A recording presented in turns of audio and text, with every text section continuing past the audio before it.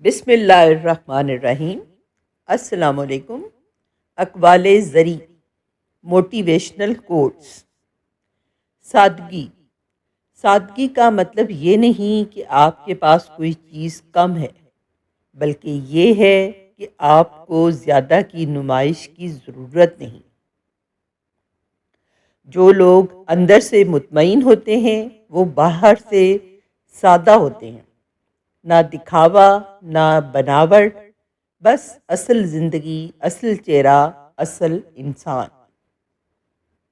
سادگی وہ خوبی ہے جو وقت کے ساتھ نایاب ہوتی جا رہی ہے، لیکن یہی وہ چیز ہے جو انسان کو سب سے زیادہ خوبصورت بناتی ہے۔ عبادت اللہ کے لیے ہوتی ہے، اس کا اعلان ضروری نہیں۔ اپنی بیماریوں اور تکالیف کا ذکر دوسروں سے مسلسل کرنا صبر کے خلاف ہے۔ نبی صلی اللہ علیہ وآلہ وسلم نے فرمایا، جس شخص کو کوئی تکلیف، بیماری، غم یا دکھ پہنچے، اللہ اس کے ذریعے اس کے گناہ مٹا دیتا ہے۔ خواب اور ارادے ہر کسی سے نہیں بتانے چاہیے۔ حضرت یعقوب علیہ السلام نے حضرت یوسف علیہ السلام سے فرمایا، بیٹے اپنا خواب اپنے بھائیوں کو مت سنانا، ورنہ وہ تمہارے خلاف سازش کریں گے۔ دل میں آنے والے حرام وسوسوں یا کمزوریوں کو اللہ سے بیان کرنا افضل ہے، لوگوں سے نہیں۔ نبی صلی اللہ علیہ وآلہ وسلم نے فرمایا، اللہ میری امت کے دلوں میں آنے والے وسوسوں پر مواخذہ نہیں کرے گا جب تک وہ ان پر عمل نہ کرے یا زبان سے نہ نکالے۔ کسی کا راز یا اعتماد کی بات دوسروں کو بتانا خیانت ہے۔ منافق کی علامت ہے کہ امانت میں خیانت کرے۔ اور ذاتی نیکیوں کا چرچا کرنا جب تک ان میں دعوت یا تعلیم کا مقصد نہ ہو، ریاکاری میں بدل سکتا ہے۔ اسلام رازداری، حیا اور خالص نیت کا دین ہے۔ بعض باتیں جتنا چھپائی جائیں اتنی ہی اللہ کے نزدیک قیمتی ہو جاتی ہیں۔ نیت اگر اللہ کے لیے ہو تو اظہار کی ضرورت نہیں رہتی۔ ایمان کا حسن خاموشی میں ہے، اور خاموشی اکثر عبادت بن جاتی ہے۔ گناہ آپ کا سکون چوری کرتے ہیں۔ ہر گناہ دل پر سیاہ نشان چھوڑ جاتا ہے۔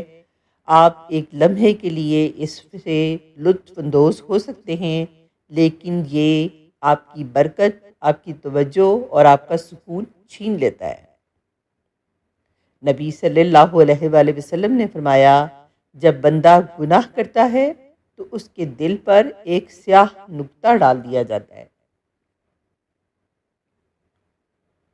غلط راستے پر چل پڑیں تو استغفار کیجیے، گناہ ہو جائے تو استغفار کیجیے، مشکلات کا شکار ہو جائیں تو استغفار کیجیے، آفتیں اور مصیبتیں گھیر لیں تو استغفار کیجیے۔ استغفر اللہ الذی لا الہ الا هو الحی القیوم واتوب الیہ۔ میں اللہ سے معافی مانگتا ہوں، وہ اللہ جس کے سوا کوئی معبود نہیں، زندہ ہے، کائنات کا نگران ہے، اور میں اسی کے حضور توبہ کرتا ہوں۔ اس شخص سے بڑھ کر کس کا دین بہتر ہو سکتا ہے جس نے اللہ کے سامنے اپنا سر تسلیم خم کر دیا ہو، اور وہ نیک بھی ہو اور یکسو ہو کر ابراہیم علیہ السلام کے طریقے کی پیروی کرے، جسے اللہ نے اپنا مخلص دوست بنا لیا تھا۔ یہ سورہ نساء کی آیت نمبر 125۔ حکمت خداوندی۔ زندگی میں آنے والے لوگ محض اتفاق نہیں ہوتے، وہ تقدیر کی چال ہوتے ہیں۔ کوئی ہمیں گرا کر سکھاتا ہے اور کوئی تھام کر جینا سکھاتا ہے۔ کچھ لوگ درد کی صورت میں آتے ہیں تاکہ ہم صبر سیکھیں، اور کچھ رحمت بن کر اترتے ہیں تاکہ ہم شکر کرنا نہ بھولیں۔ ہر شخص جو ہمارے راستے سے گزرتا ہے اپنے ساتھ یا تو ایک زخم لاتا ہے یا ایک دعا۔ یقین رکھیں سب کے پیچھے حکمت ہے، اور ہر ملاقات یا تو درس ہے یا درس گاہ۔ دنیا کا پہلا وائرلیس فون۔ دنیا کا پہلا وائرلیس فون رب نے بنایا تھا، اور اس کی کبھی بیٹری لائف بھی ختم نہیں ہوتی، اس کے سگنلز کبھی کم نہیں ہوتے۔ جنگل ہو یا رات کا اندھیرا، کہیں سے بھی اور کسی بھی وقت آپ اسے استعمال کر سکتے ہیں۔ گھریلو جھگڑے یا خاندان کے اختلافات کو دوسروں تک پہنچانا فتنہ اور بے برکتی کا سبب بن سکتا ہے۔ فتنہ قتل سے بھی بڑا ہے۔ وہ 7 لوگ جو قیامت کے دن عرش کے سائے میں ہوں گے، ان میں سے ایک وہ شخص ہے جو چھپا کر صدقہ کرتا ہے، یہاں تک کہ اس کے بائیں ہاتھ کو بھی خبر نہیں ہوتی کہ دائیں نے کیا خرچ کیا ہے۔